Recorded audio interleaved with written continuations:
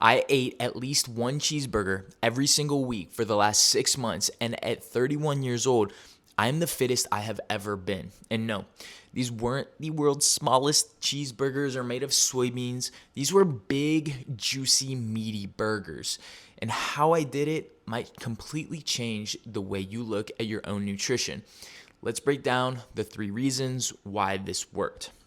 Number 1, if you believe McDonald's or Burger King burgers actually taste good, you are absolutely out of your mind.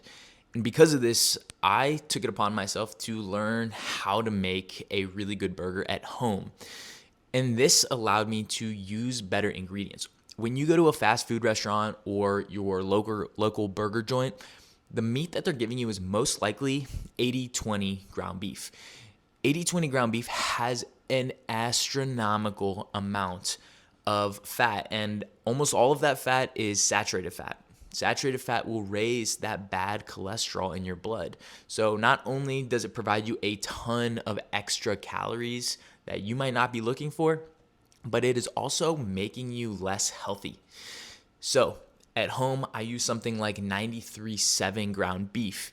And if you know anything about cooking lean meat, you know that they're a little bit more tough. So that really challenged me to work on my cooking skills and find a way to make it a little bit more tender by adding some things that moisten it up before you go and you cook it. It also allowed me to choose the ingredients. And for me, choice is huge because not everything that they put on the burgers is what I want on my burger. Sometimes I want some crazier things like jalapenos or guacamole, and it's really hard to get that in the way that you want it at a local burger spot without it being overly done or poorly done. I also got to choose my sides, and this is one of the biggest things because a lot of the times when you go out, you're going to get French fries. And I also ate French fries at home, but the difference is that I air fried them. So they were made with a lot less fat and thus a lot less calories. I could also add some vegetables on the side, which allowed me to get in some fiber, some vitamins and minerals, and also keep me a little bit more full so that I didn't feel like I was really overeating if I didn't need to be. The one thing that I won't compromise on with my burgers, though, is my bun. And this is where the balance and sustainability comes in of making your own food. I have to use Martin's potato roll buns. And if you've ever had them, then hopefully you're like me and you can't get enough. So that's the bun that I use, and that's okay because although it's not the healthiest option, for me, it makes it taste really good, and thus it's a meal that I seek out often, which is proven by the fact that I literally eat cheeseburgers all the time. Number 2, cheeseburgers are high in protein, and we know for us to build muscle or achieve really any fitness goals, we need to be consuming the right amount of protein. That's typically more than most people are consuming. So having a cheeseburger is actually a really good option as long as you're using those lean meats that I talked about in the first point. Protein can also get pretty boring if all you're consuming is chicken, and maybe more chicken, or even other ground meats just by themselves with very basic seasoning.